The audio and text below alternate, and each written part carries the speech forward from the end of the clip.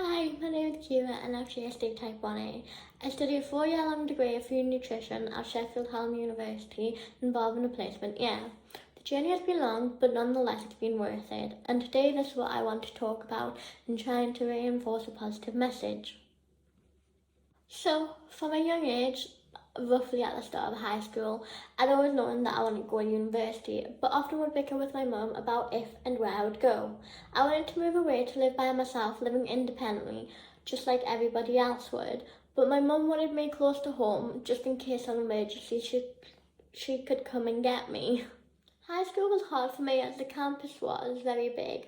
For example, if I had PE maths on the same day, I would have to travel from one end of the school to another.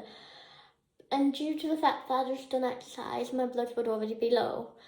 In terms of getting help from the actual school, there was very little student support staff, so I didn't really get any help. When I had hypoglycemic attacks, I would often have to deal with this by myself.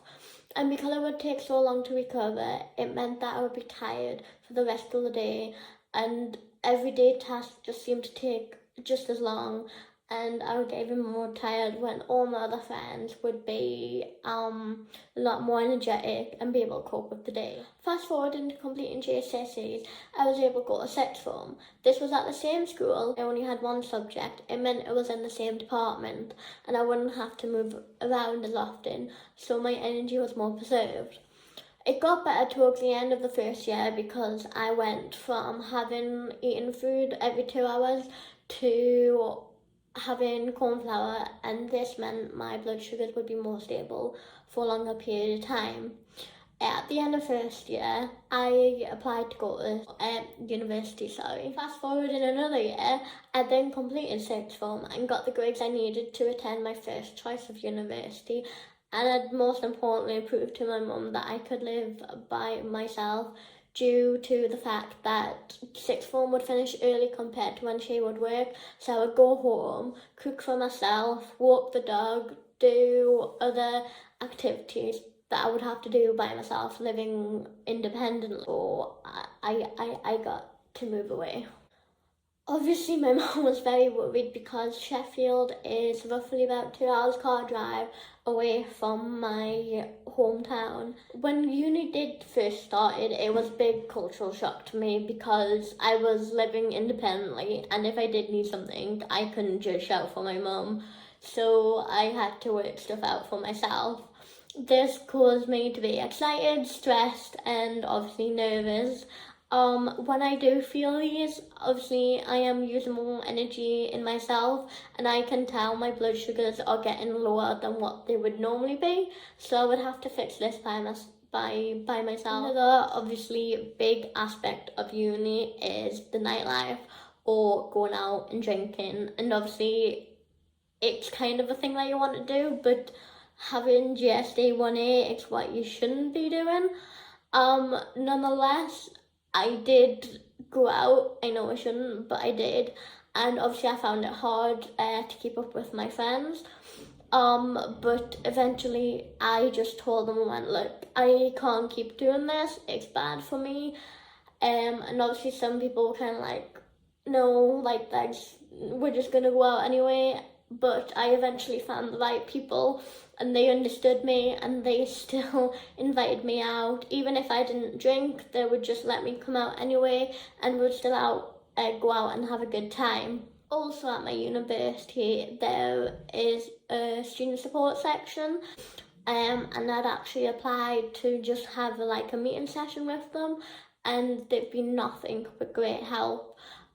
They obviously never really heard of my condition before, but nonetheless they tried to understand it, and they actually put a learning contract in place for me, which I've never had before. It just meant that I was able to leave lessons. So my course also involves going into the kitchens and into the labs. Obviously we're not allowed to eat in there, so my contract let me leave when and if I need to have corn flour to make sure my blood glucose is all right and that sort of stuff. And they'd obviously more importantly let my lecturers know in private, and I didn't have to go up to them and be like, this is what I've got, which was really nice because I've never had anything like that before, and it just put my mind at ease.